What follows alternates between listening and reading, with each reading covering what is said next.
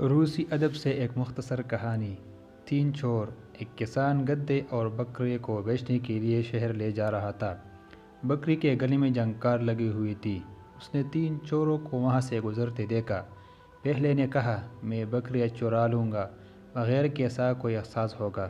دوسرے نے کہا، اور میں اس کی گانٹ اس سے اتار دوں گا۔ اور تیسرے نے کہا، یہ بھی مشکل نہیں ہے، جہاں تک میرا تعلق ہے میں اس کے تمام کپڑے اتار دوں گا۔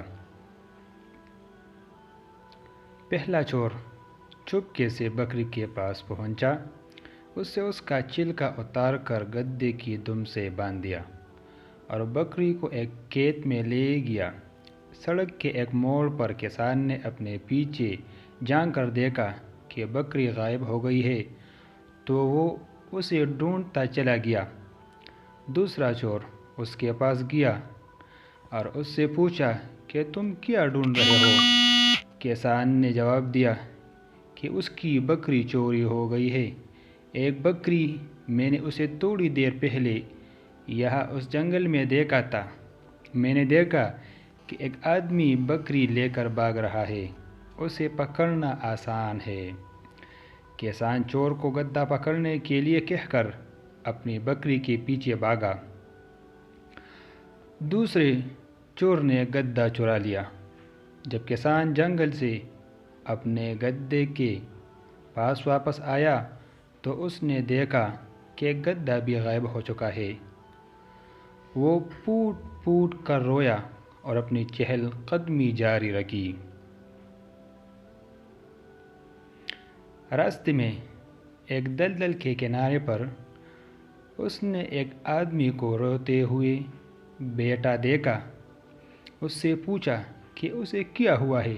اس آدمی نے جواب دیا کہ اسے سونے سے بھری بوری شہر لے جانا ہے، اور وہ دلدل کے کنارے آرام کرنے کے لیے بیٹھ گیا، اور وہ سوتے ہوئے بوری سے ٹکرا گیا اور وہ پانی میں گر گئی۔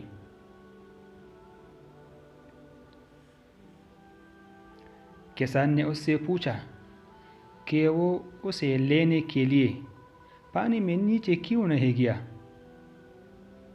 آدمی نے جواب دیا کہ میں پانی سے ڈرتا ہوں اور مجھے تیرنا نہیں آتا، لیکن جو کوئی میرا تھیلا میرے لیے لے جائے گا میں اسے بھی سونا دوں گا۔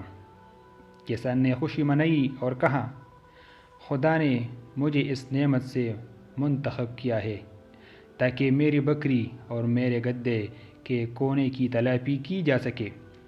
چنانچہ اس نے اپنے کپڑے اتارے اور پانی میں اتر گیا، لیکن اسے سونے سے بھرا بیگ نہیں ملا، اور جب وہ پانی سے باہر آیا تو اسے اپنے کپڑے نہ ملے۔ یہ تیسرے چور کا کام تھا، جو اپنے کپڑے بھی چرانے میں کامیاب ہو گیا۔